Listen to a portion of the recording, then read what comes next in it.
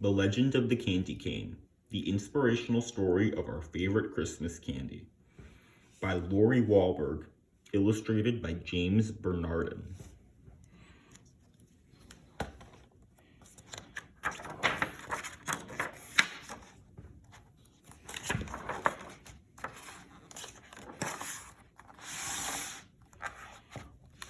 One dreary evening in the depths of November, a stranger rode into town. He stopped his horse in front of a lonely storefront. The windows were boarded shut and the door was locked fast. But the man looked at it, smiled, and said, "It will do."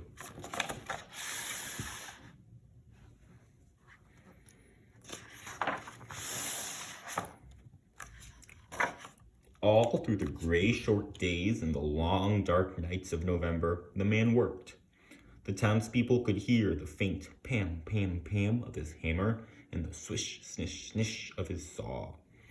They could smell the sweet, clean scent of new lumber and the deep, oily smell of new paint.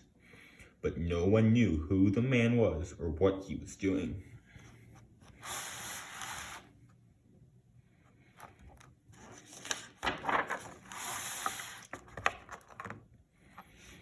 The mayor hoped he was a doctor to heal his illness. The young wives hoped he was a tailor to make beautiful dresses. The farmers hoped he was a trader to exchange their grain for goods. But the children had the strongest, deepest wish of all. A wish they did not tell their parents.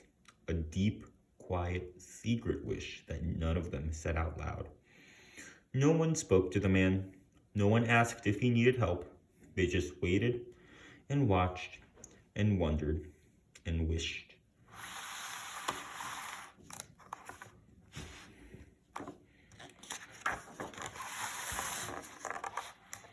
But one small girl watched and wondered, waited and wished longer than she could stand.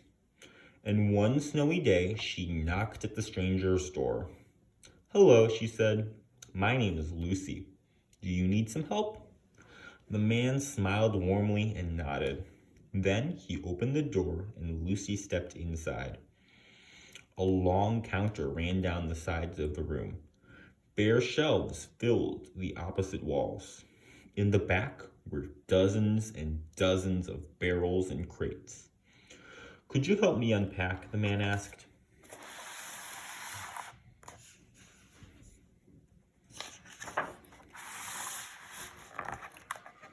Lucy's heart sank at the sight of all the boxes. What if they were only barrels of nails and bags of flour? But she removed her dripping boots and hung her coat on a peg. On stocking feet, she crossed the rough wooden floor and knelt beside a crate. "Please, open it," the man urged. Slowly, Lucy put her hand inside the box and pulled out an object wrapped in tissue. Round and heavy, it almost slipped through her fingers. Lucy trembled a little as she unwrapped it.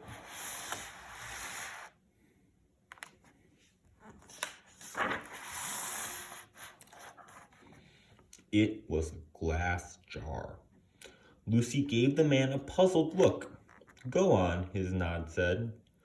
So she unpacked another glass jar, and another, until she was completely surrounded by jars of all shapes and sizes.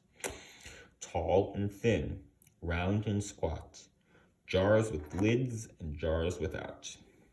"Now," the man said, "for something to put inside."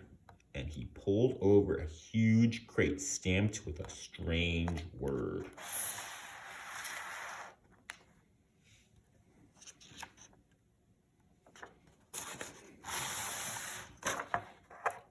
As Lucy unpacked, her eyes lit up. It was candy, her favorite candy, gumdrops. "Try some," the man said. Lucy popped one in her mouth. Now she could hardly unwrap fast enough.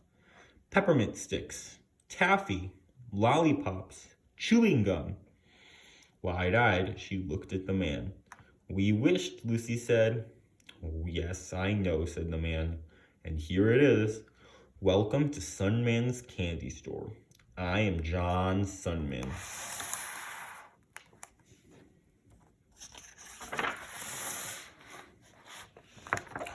Soon the small store was filled with candies, gleaming in their glass jars. Raspberry suckers and tiny lemon drops, brightly colored jawbreakers and long tangles of licorice. Pink and white peppermints for church and butterscotch balls for company. Then, in the very last package, in the very last crate, was a candy Lucy had never seen before. A red and white striped candy with a crook on the end. "What is this?" Lucy asked.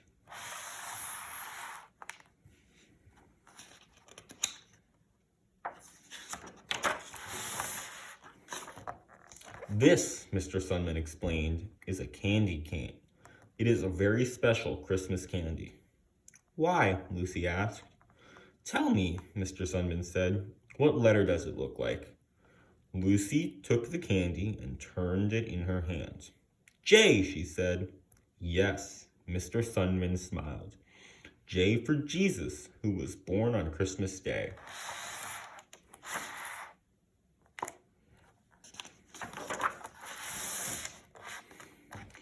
"Now, turn it over. What does it remind you of?" Lucy turned the candy in her hand. She peered down intently. "I know," she said finally. "It's like a shepherd's staff." "Who were the first to find out about Jesus' birth?" Mr. Sunman asked. "Shepherds in the field," Lucy answered, "watching over their flocks by night."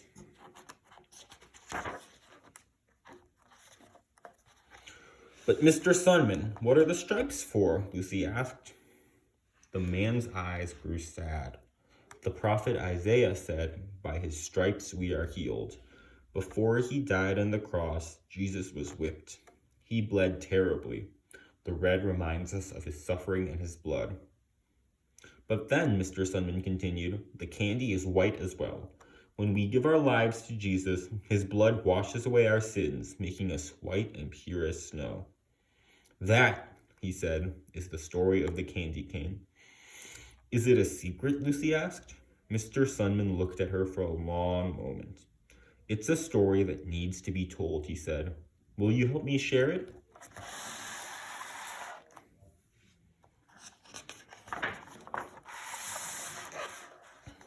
It was now the depths of December. The town was whipped round by blizzard winds. For days, the sun hid itself. But every morning, Mr. Sunman and Lucy ventured out. They wore heavy woolen coats and bright hand-knit scarves, and in their stiff, mittened fingers they each held a bag. They went to every house in town. They traveled to every farm in the country. They knocked on every door. In every home they told the story. They left a small gift, and they gave an invitation. On the afternoon of Christmas Eve, the sun finally broke through the clouds, and the Sunman's candy store officially opened.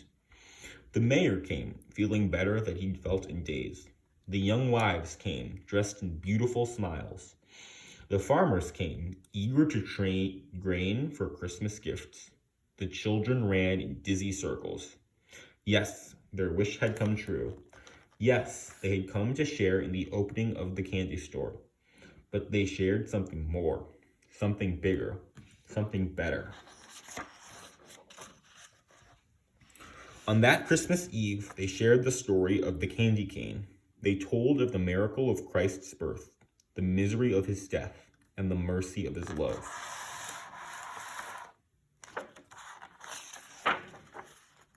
The end.